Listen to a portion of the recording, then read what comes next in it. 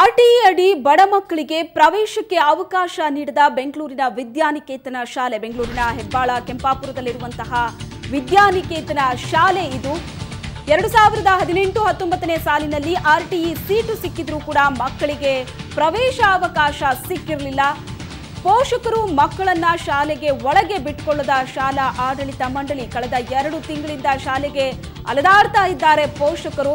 ಶಿಕ್ಷಣ ಇಲಾಖೆ ಅಧಿಕಾರಿಗಳ ಸೂಚನೆಗೆ ವಿದ್ಯಾನಿಕೇತನ ಆಡಳಿತ ಮಂಡಳಿ ಕ್ಯಾರೆ ಅಂತ ಇಲ್ಲ. ಬಿಇಒ ಸಾರ್ವಜನಿಕ ಶಿಕ್ಷಣ ಇಲಾಖೆ ಆಯುಕ್ತರ ಮಾತಿಗೂ ಕೂಡ ಕವಡೆ ಕಾಸಿನ ಕಿಮ್ಮತ್ತನ್ನ ನೀಡ್ತಾ ಇಲ್ಲ ಈ ವಿದ್ಯಾನಿಕೇತನ ಶಾಲೆಯ ಆಡಳಿತ ಮಂಡಳಿ. ಶಾಲೆ ವಿರುದ್ಧ ಕೋರ್ಟ್ ಮೆಟ್ಟಿಲೇರಿದ್ದಾರೆ ಪೋಷಕರು. ಬಿಇಒ ಅಧಿಕಾರಿಗಳಿಂದ ಕೋರ್ಟ್ಗೆ ತಪ್ಪು ಮಾಹಿತಿ ನೀಡಿದ್ದಾರೆ ಅಂತ ಪೋಷಕರು ಆರೋಪವನ್ನ ಮಾಡ್ತಾ ಇದ್ದಾರೆ. ಮಕ್ಕಳನ್ನ ಬೇರೆ ಶಾಲೆಗೆ ಸೇರಿಸಿದ್ದೇವೆಂದು ಕೋರ್ಟ್ಗೆ ತಪ್ಪು ಮಾಹಿತಿಯನ್ನ ನೀಡಿದ್ದಾರೆ ಅಂತ ಆರೋಪವನ್ನ ಮಾಡ್ತಾ ಇದ್ದಾರೆ ಮಕ್ಕಳ ಪೋಷಕರು. ಬೆಂಗಳೂರಿನ ಹೆಬ್ಬಾಳದ ಕೆಂಪಾಪುರದಲ್ಲಿರುವಂತಹ ವಿದ್ಯಾನಿಕೇತನ ಶಾಲೆಯ ಒಂದು ಪರಿಸ್ಥಿತಿ ಇದು. ಪೋಷಕರು ನಿಜಕ್ಕೂ ಕೂಡ ಬೇಸತ್ತು ಹೋಗಿದ್ದಾರೆ. ಏನೇ ಮಾಡಿದ್ರೂ ಕೂಡ ಶಾಲೆಯ ಆಡಳಿತ ಮಂಡಳಿ ಕ್ಯಾರೆ ಅಂತ ಇಲ್ಲ. ಹಾಗಾಗಿ ಬೇಸತ್ತಂತಹ ಪೋಷಕರು ಈಗ ಕೋರ್ಟ್ ಮೆಟ್ಟಿಲೇರೋದಕ್ಕೆ ತೀರ್ಮಾನಿಸಿದ್ದಾರೆ. ಪೋಷಕರು ಮಕ್ಕಳನ್ನ ಶಾಲೆಯ ಒಳಗೂ ಕೂಡ ಬಿಟ್ಕೊಳ್ಳೋದಕ್ಕೆ ತಯಾರಿಲ್ಲ ಶಾಲಾ ಆಡಳಿತ ಮಂಡಳಿ. ಹಾಗಾಗಿ ಶಾಲೆಯ ಆಡಳಿತ ಮಂಡಳಿಯ ವಿರುದ್ಧ ತಮ್ಮ ಆಕ್ರೋಶವನ್ನ ಪೋಷಕರು ಹೊರಹಾಕಿದ್ದಾರೆ. ಈ ಬಗ್ಗೆ ಮಾತಾಡೋದಕ್ಕೆ ವಿದ್ಯಾರ್ಥಿಯ ಪೋಷಕರಾಗಿರುವಂತಹ ಅಶ್ವಥ್ ಅವರು ನಮ್ಮೊಂದಿಗೆ ದೂರವಾಣಿ ಸಂಪರ್ಕದಲ್ಲಿದ್ದಾರೆ. ಅಶ್ವಥ್ ಅವರೇ ನಮಸ್ತೆ. ನಮಸ್ತೆ ಮೇಡಮ್. ಯಾವ ತರ ಸಮಸ್ಯೆ ಆಗ್ತಾ ಇದೆ ವಿದ್ಯಾನಿಕೇತನ ಶಾಲೆಯಿಂದ ಅಶ್ವಥ್ ಅವರೇ? ಮೇಡಮ್ ಅವರೇ 24/4/2018ನೇ ತಾರೀಕು ಅಲರ್ಟ್ ಮಾಡಿದ್ರು ಆರ್ಟಿಇ ಇದು ನಮ್ಗೆ ಕಮಿಷನರ್ ಆಫೀಸ್ ಇಂದ. ಓಕೆ. 18ನೇ ತಾರೀಕು 20ನೇ ತಾರೀಕು ಅಲರ್ಟ್ ಮಾಡಿದ್ಮೇಲೆ 21ನೇ ತಾರೀಕು ನಾವು ಸ್ಕೂಲ್ ಹತ್ರ ಹೋದ್ರೆ ಅಡ್ಮಿಷನ್ ಮಾಡ್ಲಿಕ್ಕೆ ಅವ್ರು ಒಳಕ್ಕೆ ಬಿಡ್ತಾ ಇಲ್ಲ. ನೀವು ಯಾರ ಹತ್ರ ಹೋಗ್ತೀರಾ ಹೋಗ್ಕೊಳ್ರಿ, ನಾವು ಬಿಡೋದೇ ಇಲ್ಲ ಒಳಕ್ಕೆ ಅನ್ಬಿಟ್ಟು ಒಬ್ಬರನ್ನು ಬಿಡ್ತಾ ಇಲ್ಲ ಮಕ್ಕಳಿಗೆ ಎಲ್ಲಾರ್ಗು. ಎಷ್ಟು ಜನ ಮಕ್ಕಳಿದ್ದಾರೆ ಈಗ? 33 ಮೆಂಬರ್ಸ್. 33. ಹೌದು ಮೇಡಮ್. ಓಕೆ. ಏನ್ ಹೇಳ್ತಿದ್ದಾರೆ ಆಡಳಿತ ಮಂಡಳಿ ಹಾಗಾದ್ರೆ? ಅವ್ರು ಏನ್ ಹೇಳ್ತಿದಾರೆ, ನಮ್ದು ಮೈನಾರಿಟಿ ಸ್ಕೂಲು, ನಾವು ಯಾರಿಗೂ ಕೇರ್ ಮಾಡೋದಿಲ್ಲ. ಅಮಿತ್ ಶಾ ಅವರು ನಮ್ಗ ಇದಿರೋದು ನಮ್ಗೆ ಯಾರಿಗೂ ಕೇರ್ ಮಾಡೋದಿಲ್ಲ ಅಂದ್ರು. ಓಕೆ. ನಾವು ಬಿಇಒ ಅವ್ರ ಹತ್ರ ಹೋದ್ರಿ. ಬಿಇಒ ಅವರು ಸರಿಯಾಗಿ ರೆಸ್ಪಾನ್ಸ್ ಮಾಡ್ಲಿಲ್ಲ. ಅದಾದ ನಂತರ ಸುವರ್ಣ ನ್ಯೂಸ್ ಅವ್ರನ್ನ ಕರೆದಾಗ ಆಮೇಲೆ ತಿರುಗಿ ಎಲ್ಲ ಬಂದ್ರು. ಇಲ್ಲ 1 ವಾರದಲ್ಲಿ ನಾವು ಮಾಡ್ಕೊಡ್ತೀರಿ ಅದಿದಂದ್ರು. ಸೊ 1 ವಾರ ಆಗ್ಲಿಲ್ಲ. ಆಮೇಲೆ ಕಮಿಷನರ್ ಆಫೀಸ್ಗೆ ಹೋದ್ರಿ. ಕಮಿಷನರ್ ಅವರು ಬಸವರಾಜನ್ ಅವರು ನಿಮ್ನ ಯಾರಪ್ಪ ಒಳಗಡೆ ಬಿಟ್ಟರು, ನೀವ್ ಹೋಗ್ರ ಆಚೆ ಅದಿದಂತ ಜಗಳ ಮಾಡಿದ್ರು ಅವರು ಡೈರೆಕ್ಟ್ರು. ಅದಾದ ನಂತರ ನಾವೇನ್ ಮಾಡಿದ್ರಿ, ಕೋರ್ಟ್ಗೆ ಹೋದ್ರಿ. ವೆಕೇಶನ್ ಇತ್ತು, ಹಾಗಾಗಿ ಆಗ್ಲಿಲ್ಲ ಸರಿಯಾಗಿ ನಮ್ಗೆ. ಅದಾದ್ಮೇಲೆ ಮೊನ್ನೆ CM ಕುಮಾರಸ್ವಾಮಿ ಅವ್ರನ್ನ ಮೀಟ್ ಮಾಡಿದ್ರಿ ಮೇಡಮ್ ಅವರೇ. ಅವರು ಸ್ಪಂದಿಸಿದ್ರು ಮೇಡಮ್ ಅವರೇ ನಮ್ಗೆ, ನಮ್ಮ ಎಲ್ಲಾ ನಮ್ ಬೇಡಿಕೆಗಳಿಗೆ ಸ್ಪಂದಿಸಿ ಅವರು ಸೆಕ್ರೆಟರಿ ಕರೆದ್ಬಿಟ್ಟು ಲೆಟರ್ ಕೊಟ್ರು ಮೇಡಮ್ ಅವರೇ.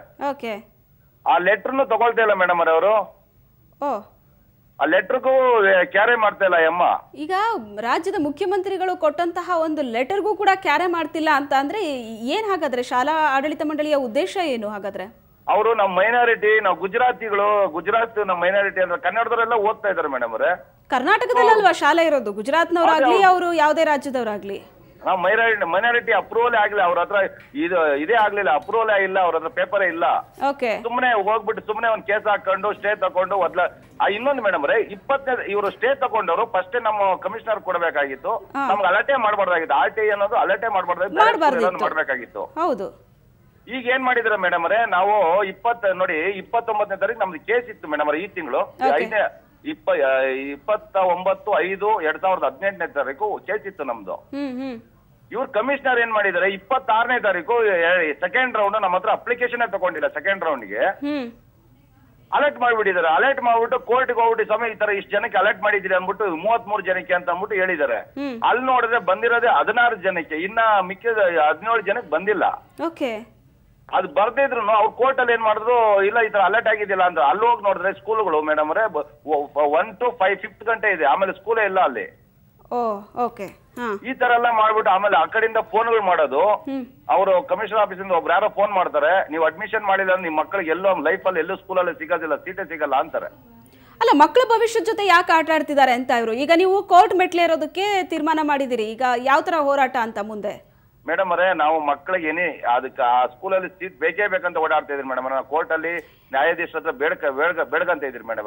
ಈಗ ಕುಮಾರಸ್ವಾಮಿ ಅವರು ಸ್ಪಂದಿಸಿದ್ರು ಅಂತ ಹೇಳಿದ್ರಿ ನೀವು, ರಾಜ್ಯದ ಮುಖ್ಯಮಂತ್ರಿಗಳೇ ಸ್ಪಂದಿಸಿದ್ದಾರೆ ಅಂತ. ಅಂದ್ರೆ ಈಗ ಇವ್ರು ಲೆಟರ್ ತಗೋತಾ ಇಲ್ಲ, ಅದನ್ನೇನಾದ್ರೂ ಮುಖ್ಯಮಂತ್ರಿಗಳ ಗಮನಕ್ಕೆ ತಂದ್ರ? ಹೌದು ಮೇಡಮ್ ಅವರೇ ತಂದಿದ್ರಿ. ಓಕೆ, ನೆಕ್ಸ್ಟ್ ಏನ್ ಮಾಡ್ಬೇಕು ಏನಾದ್ರು ಹೇಳಿದ್ರ ಅವರು?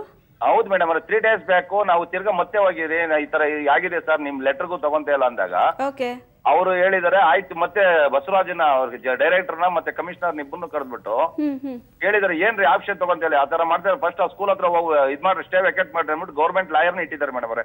ಓಕೆ, ಎಸ್, ನಿಮ್ಮ ಈ ಸಮಸ್ಯೆಗೆ ಖಂಡಿತವಾಗ್ಲೂ ಪರಿಹಾರ ಸಿಗಲಿ, ಮುಖ್ಯಮಂತ್ರಿಗಳು ಸ್ಪಂದಿಸಿದ್ದಾರೆ ಅಂತ ಹೇಳಿದ್ರಿ. ಒಂದು ಸರಿಯಾದ ಪರಿಹಾರ ಸಿಗಲಿ.